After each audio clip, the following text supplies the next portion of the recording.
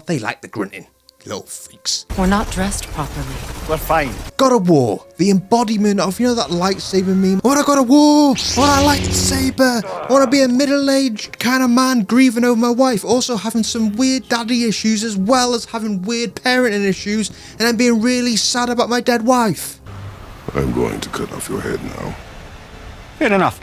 Yeah, God of War over the years has gone through this massive change, going from this rage-filled kind of monster to kind of looking back at your kind of former self and thinking, ew. And this was kind of 2018's kind of feeling. It was kind of this look back at the past, but Ragnarok felt like he was kind of over a lot of this. He met his father and it kind of in hell or some kind of stuff, even though we have the DLC in Ragnarok, what feels like it should have been the other one, but still, Ragnarok was this kind of pushing forward. What is Kratos now?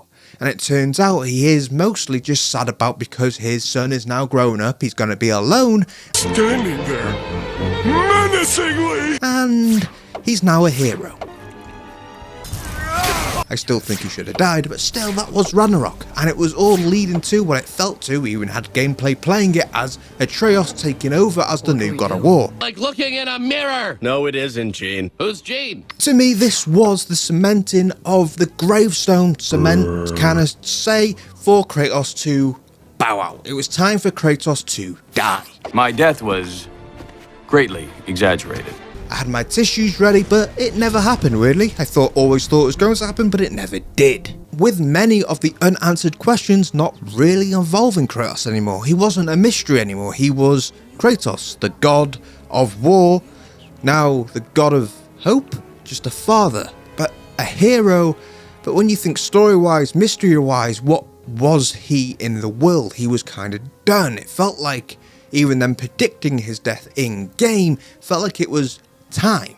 All the unanswered questions came more around Atreus and other characters. And obviously Faye, Lauragy, whatever her name is. All the questions came to, what was that like there? How did his wife die? How did the giants die? Who blew the horn? What was the deal with the mask? What was kind of on the other end of the realm? Well, all these questions didn't really involve Kratos, it involved other characters, mostly Atreus and Kratos' wife, Faye. And also there's the biggest question as well of if Brock can return, because he needs to come back. It can't be the end of Brock, right? He has to come back at some point. And if we're going into the world of death, maybe. All these mysteries are all still around the God of War games. Like every game still makes more mysteries but doesn't really answer some at the same time. It's little breadcrumbs of mysteries being answered. But when you look at the games, it kind of does ask the question, can the God of War live without the God of War? This being obviously Kratos. And with a new god, Laufey.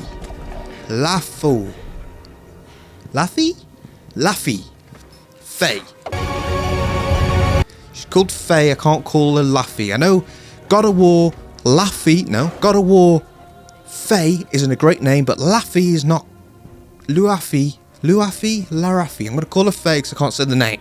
Helheim and a Weetabix. What was I up to? Can the God of War continue without Kratos? So, let's mumble about that. This needs to be said because there's a lot of whiny babies out there now. Where? I don't want to play as a 40-year-old woman who has a kid. Where? I can't relate. Where? What games do you play, really? If you're watching this and you think that, I want to know what games you are playing. Because do you think you relate to Kratos? I don't relate. No, I don't relate to Kratos at all. Maybe the grumpiness, and that's it. And remember, all you God of War fans, like and subscribe for future mumbles. So if you were playing a game that you relate to, you'd be playing as a toddler. Right? So this won't be a criticism of a woman taking over the God of War games. No, because personally, if it's well written, it looks good, and it's played by the woman from Daredevil and True Blood. It looks cool, and it's not like she's a bad actress. So with that out of the way, let's look into, can God of War live without the Kratos of the God of War. When I originally started this trailer, I think I went through like the 8 stages of being disinterested from a trailer. After you watch kind of Summer Game Fest, after you watch about over 100 reveals. Santa Monica. Is it going to be their new fantasy game? They're doing another remaster. It's just another Last of Us remaster when it looked perfectly fine. Cool, it's a Faye DLC? I get that reference. Okay, 8 minutes in. It's enough of the demo. Can I just play the game? Can I play the demo? Maybe I could play the demo. If they made this much demo, I can play it, right? No? Holy Kratos. This isn't Kratos in a bra, people. This is the owner of his axe. It looks good. Okay, it's still going. Ooh, cool. Then I kind of watched this trailer and really contemplated replaying the whole series again. The God of War, rebooted series from 2018. Ragnarok, not the whole series again. I've did that before. It took a while. But I still had the question, why change the protagonist if the protagonist is still alive? What's the point? I think currently there is 2 reasons why we aren't continuing as Kratos. One of them being that we are going to get the remake, so we're going to be able to continue playing as Kratos throughout the whole games. So it makes sense that maybe we don't want to be overly Kratos. Because, don't know about you, but sometimes when you play a game for so much, you kind of get annoyed by one sound. And it was this sound. And I personally think this is the reason why a lot of the babies are sad about they can't play Kratos anymore. They like the grunting. Little freaks. But reason 2 is what we kind of touched on a little bit before. A lot of the stories don't really involve Kratos anymore. It involves Faye or Lufy. Because it's pronounced Aaron? As this being mostly due, if you scroll through all these unanswered questions, what should be behind me if I've done my own job, all these questions don't revolve around Kratos. Kratos can react to some of these revolutions, answers to the questions, but it is kind of, you want to understand it more, you can't just play as Kratos, because then we'll be just reading pages and pages of item descriptions. What isn't a bad way to tell story, but it is when you've played 2 games and you haven't had to do that before. You do that a little bit with certain stuff, but mostly mythology, with really the most unanswered question around Kratos being the fact that how did he get to Norway? How did he get to Norway? And really, I think that was also confirmed in a comic, how he got to Norway. Thinking about it, I read a couple of issues. I think I read 2 of the issues. Really think they could literally answer that in a sentence. And let the current gently roll us back to shore. And it is not like we have not saw this before. We've saw this before, especially in PlayStation with The Last of Us Part 2, even though that was hated to high sin, and they some reason split the protagonists in between, what was a bit weird. But also they did this in Metal Gear 2, even though I didn't like that. I liked that less than Last of Us, even though I didn't really connect to Joel that much. Didn't care for Joel, didn't really care about his death. Sorry. No. Red Dead Redemption did it as well. There was a reason. Gang stuff. I like that game, but it was a while ago now. Gears 5 did it. That was a kind of weird one because you played with the main character's son, I think. And then lastly, on my kind of remembrance of this, Kingdom Hearts have also kind of done it in a similar way, as they've also always teased these characters. They've always had these unanswered questions, and then they give you the characters and you see their story. And I think that is a perfect way of doing this, like they have done in Kratos and the God of War. In God of War. This is no ordinary illness. But truly, really, we never really had it done this well. The 2 games had so much mystery in the story and still kind of pushed together the story. Even though personally the story for Ragnarok didn't hit right for me, it did feel like maybe even more now that the Kratos story in Ragnarok felt like it was for Faye more. Like he was taking the realm of his wife rather than a story about him, and Atreus as well. And I think the story did take massive hit there, and I also do think whoever was making it didn't really have a story focused mind as the person making it before, and it was more of a technical mindset. But that's a kind of criticism on Ragnarok. My criticism on Ragnarok, everyone has there. It's not a bad game, it's maybe not top 10 but top 20 at least, so having that grief is a weird one, but it still feels less. That's why it was less than the one before it. Got it? Okay, the point of these two games have been all leading to this. All these both games are so many unanswered questions around Atreus, but they were kind of answered in Ragnarok, and Faye. Laufey. I don't think we can have a game of Kratos who kind of just thinks she's dead now, doesn't really kind of go on an adventure to try and see if she's alive. He is happy, not happy, but he is grieving his dead wife, and that's it. He's not going to go anywhere.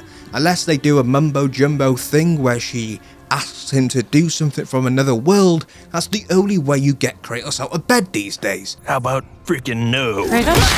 It makes sense that it kind of needed a new protagonist for this story. So it makes sense they're taking the reins, kind of, for the story wise, and gameplay wise it looks solid. With it really feeling this is needed for the Kratos story, as we were going to go and get so much of Kratos now. We're going to get a trilogy of Kratos to itch that kind of Kratos bald itch for many people. So pushing his franchise forward through different characters into this new story of all these unanswered questions, because it feels like it's going to be on parallel to what we've played. When we have seen some weird stuff happen in God of War, she's going to be on the other side of that. We're going to see all these happen. She's gonna blow the horn. She's gonna be in that magical little light. So it makes sense that we are on the other side of it rather than we're figuring it out and then we're going through all these loopholes, kind of jumping back to kind of understand why we are now learning this. But instead we are going to go through it again and answer the questions, more lore to what we have already experienced. What I hope for the game is that this is a full-fledged game. We're not going Miles Morales type stuff on this when it is a glorified DLC. I'm hoping, because it's quite a long development time between Ragnarok and this, I'm 100% what it was. So I hope this is a full-fledged game, the third game technically, but kind of a first game in another way, but it leads to them all combining into one game. We go up against a more bigger event, and that's what the little portal was. That's what all the Loki stuff was. It was leading to a bigger story. Even though I do think Ragnarok should have felt like a third game, I'm hoping this is what leads to that third game. I think a lot of parallels between everything will be answered in this game, and we'll answer the questions of what we all have. And it's so exciting. All the people saying that, oh, it's fake, oh, it's fake, are just stupid and haven't played the games. Simple. So, will Kratos ever return? I don't, apart from obviously the remakes, what was happening, I do think Kratos will return. But I'm hoping for that game. I'm hoping for the third game being the kind of combination of all the stories together.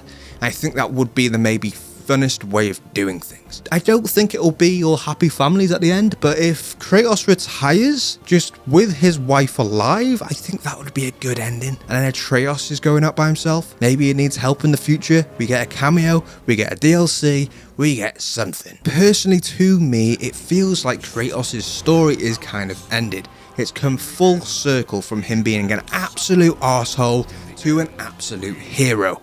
Even though I wouldn't say he saved enough people to kind of stop the arseholery being a bad thing, I do think him being now a god of kind of hero god makes a lot of change. I think his story is completely kind of finished. It feels like it. The only way he can kind of continue is if he is protecting the world he has kind of already became a protector of.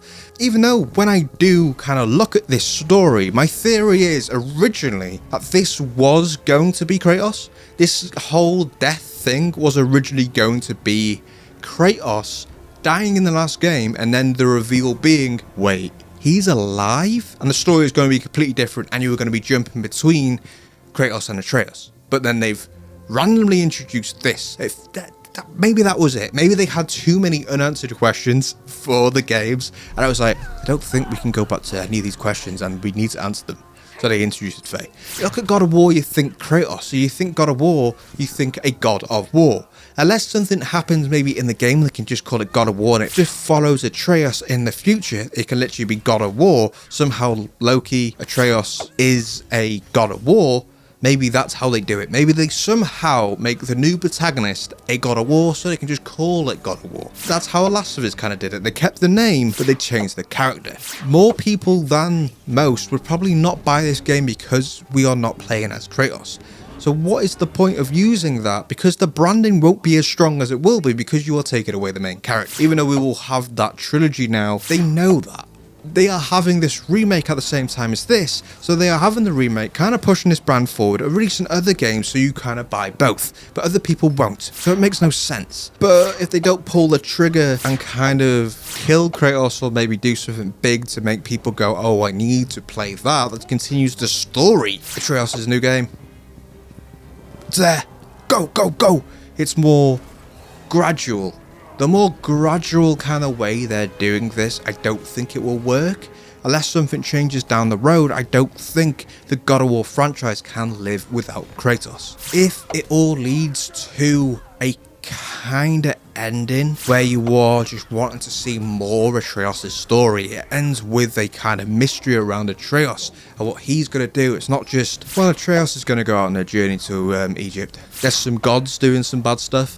Yeah, I think Atreus needs to go out. Kratos is weaker now. Faye isn't great either. Atreus just needs to go by himself. No, you need to be rocked in to what is Atreus going to do. They need to light up something to make sure something is there. They could do more. If this Faye game is good, and I think it will be, it looks very good. I don't see a sequel, I see it as a solo game, but I see Atreus' possible story as a new generation of the character, as in story of God of War. So, do I see a possibility of God of War living without Kratos? Yes, I think I do. I know 5 minutes ago I didn't, but I think I do now. So, but what do you think? Comment below your thoughts. Can you see a game series of God of War without Kratos for more than one game? Can you see that? With everything I just said, comment below your thoughts and I will see you on the next Mumble.